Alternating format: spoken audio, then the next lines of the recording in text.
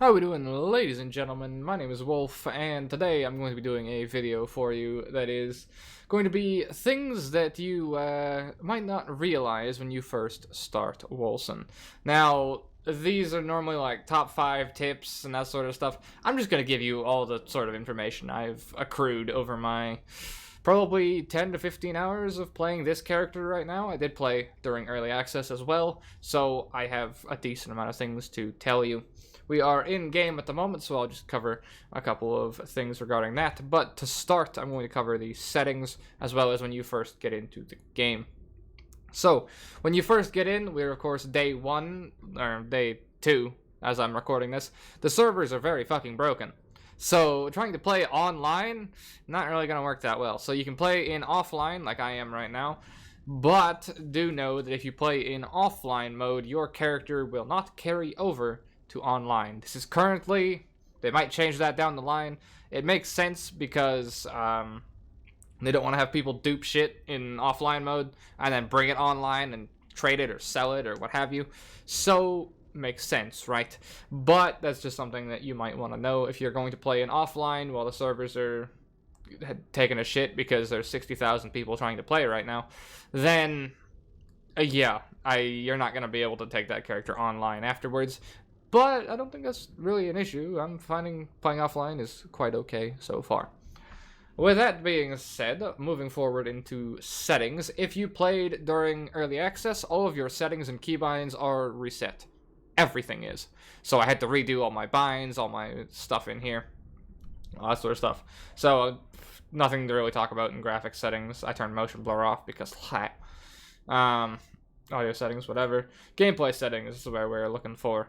Auto-equipped armor is off by default. If you care about this stat, sure, go for it. Auto-equip skills, whatever. Auto-equip potions, whatever. One thing I do recommend to turn on that's not on by default is display health and resource values. If you look down here, you'll see my rage and my health pool. If you turn that off, yeah. So turn that on so then you can know exactly the cutoff you're at for the abilities you're using. Like, for example, my Havoc Orb uses a lot of rage, so it uses either 400 or 271, depending on what my rage is at, because I have a talent in the skill tree that makes things cost double rage if I'm over 750, but they do double damage. So that actually matters. So being able to see how much rage I'm at, I know at this point it'll do bonus damage, right? But if I fire it again, I know at this point, we're under 750, it won't do bonus damage. Otherwise, it's just really nice to have, but for some builds, it is actually useful gameplay-wise. Everything else doesn't really matter. I don't even have show damage on, so it's not a big issue there. Yeah. Keybinds, you can pretty much do whatever the hell you want, really. Each to their own, and that's pretty much it in regards to settings. Alright.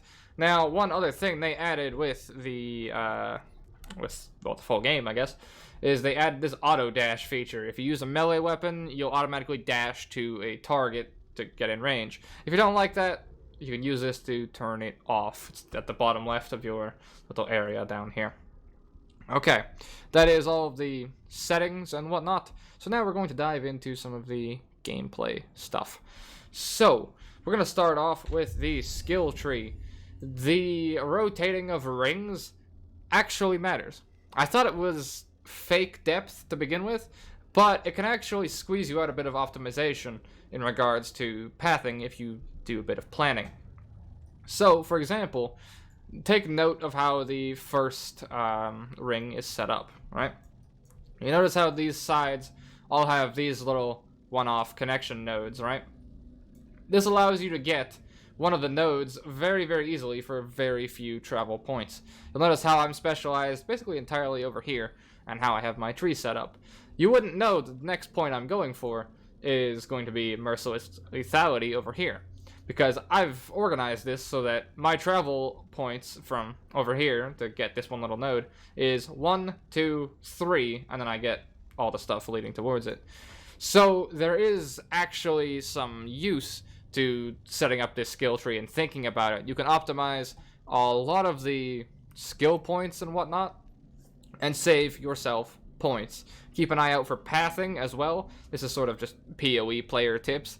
Keep an eye out for pathing your skill tree, because you can save a lot of points. I originally passed with this point and this point to here, then I came back here and went through all this, and I realized I literally wasted a point, essentially. I could have cut out that one, just gone here, and saved a point. Same thing with this, right? This looks a little unorthodox to people who don't realize what's going on, right? Normally you would just path here, pick this up, and go. Alternatively, you can come up here, path this way, and grab that, since I was also going for Feast for the Crows, the big node. So keep an eye out for your pathing in regards to the skill tree, and rotating the rings does actually have some effect. I'd recommend scouting out things beforehand, and maybe coming up with an idea, and figuring out what you want to play. With that being said, we're now going to talk about these skills, which is, long story short, don't write off anything. Everything has a lot more going on under the hood than you may think. And you may look at a skill and go, well, that sounds fucking useless. And then you look at the runes, and it's not. For example, allow me to show you the auto turret. This is a skill that when you first put it down, you're like, man, this is trash. So, long story short, it fires in one direction. That's it. Doesn't rotate towards enemies. Nothing.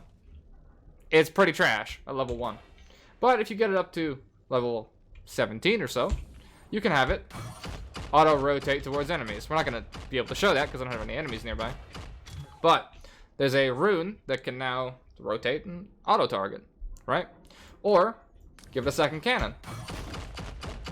Fires doubly as fast. Or, what if you're not a fan of that style of turret? What if you level it a couple more times and get a shotgun turret?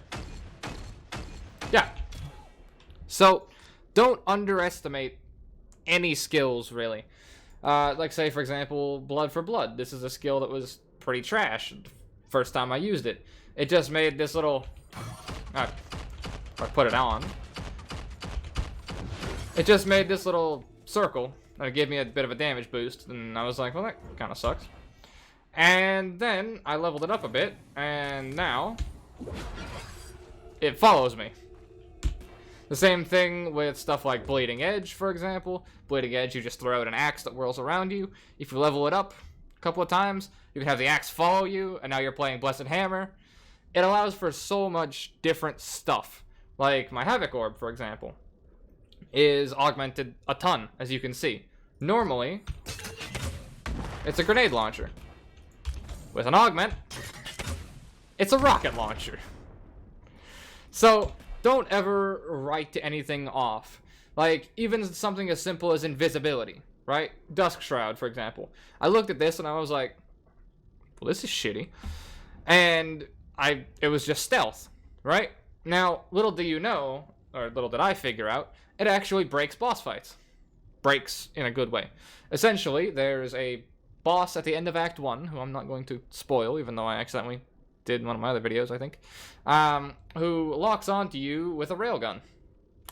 Now, if you go into stealth, it snap breaks the lock and phases him. It moves him to the next ability he's going to use, and then you can attack again. You can basically skip boss mechanics with invisibility because it'll break the lock and force him into the next phase. Learned that the hard way. And it helped me actually kill that boss because I was struggling with it at the time. You could also make stealth regenerate stamina.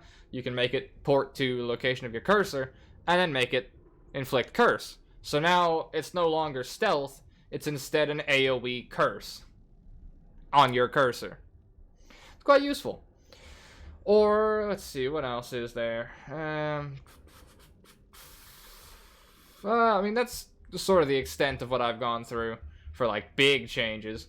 But keep an eye out for basically anything, and look through the runes on whatever skills you decide to use, because they can be, some are bad, okay, they could be, but there's so many, and I still have so many to unlock, that don't discredit anything. Stuff that looks useless can actually be quite good. Like, for example, Blood for Blood, as we talked about before, also has a rune that makes it so enemies will explode if they're damaged with less than 10% health. I don't have this yet, but if this works the way I think it will, it's going to be absolutely insane for my build, because that means any target that I kill explodes. we're killing a lot of trash very, very easily. So that sort of stuff is something to look out for. Alright. It's not really much to cover itemization-wise, personally. Just choose a style to go for, and you're good to go. I'd say health and all resist are pretty decent if you're looking for a sort of base to go for. Alternatively, just go for whatever your build is aiming for. If you're playing warrior, you can go a life resist, or you can go full resist. Do whatever. It's action RPG. That one you're gonna be able to figure out yourself. Attribute points, you can kind of do whatever you want here, really. You can reset attributes and reset passives right here, if you're curious about that. Hopefully my face cam isn't blocking it. It's on the skills panel.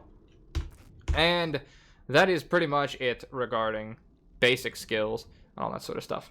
Now, there's one other thing that I'm going to comment on before I close this video off, and it should be, I think, tip 5, something like that, is our super. Yeah, this is where it gets quite cool and quite unique. Normally in, like, say, Diablo, for example, you have Wrath the Berserker, which is your big super sort of bullshit. Yeah, instead here we have aspects of the apocalypse. I've gone for aspect of flesh. The other options, I won't show them because I'll leave some stuff for you to discover. But they each do their own thing, and they're, you kill enemies and it'll generate this bar.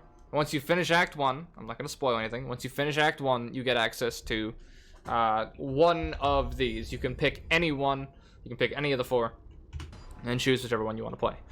Now, you will have access to this bar, and you can turn into a big, hulking mega giant who does a ton of damage and has a different skill bar. Now, the way most games do it is you turn into your super, and that's it. Right? You turn into your super, you do all your damage, you're good to go. Well, you turn into your super and turn back at any point. I literally just figured this out 20 minutes ago. It's like one of the main reasons I'm making this video is that you can just turn your super on and off. And for, say, the super I'm using, for example, which has really good movement and map traversal, to just be able to pop in and out of that at any point, to just speed through a map very easily. That's gonna be used for speed runs, in case you're curious. Yeah, it's quite cool. So if you're running into, say you're not fighting a boss or anything, you can actually just use this to mob, you can use it to kill elites, champions, whatever name you. And it's actually very nice because I know a lot of people play the exact same way I do, which is, say, like, if you've ever played Kings of Amalur or something, you got your big reckoning bar, and you just dump it, and you just kill a boss. If you're conservative, like I am, I don't ever use my big cooldowns, or, like, big super mega cooldowns, until it's a boss, right? I will hold it, and hold it, and hold it, and I'm the guy who has 99 health potions in a fucking RPG. Or 99 potions of resist disease, because what if, right? So I just hold on to it over and over and over again. This is actually kind of counterintuitive to that, because you don't have to worry about holding on to it, because you can use it whenever. You can turn it on for like one or two elites, and you can turn it back off again and go back to what you were doing, because it burns the bar of primordial essence based on abilities used. Also with time in it, obviously, so if I, you know, sit in it and do nothing, it'll slowly degenerate. If I use abilities, it'll also degenerate. But with this one, if I use my W and kill things, we actually get time back. So, all in all, it's quite nice, and a nice little bit of tech to be able to turn it off and turn it back on again. And I didn't realize that until a little bit ago, and I started using that for speed and optimization, so maybe you can start doing the exact same thing. That is 5 or so tips that I wish I knew before I started. Thank you guys very much for watching, and as always, take care, gentlemen.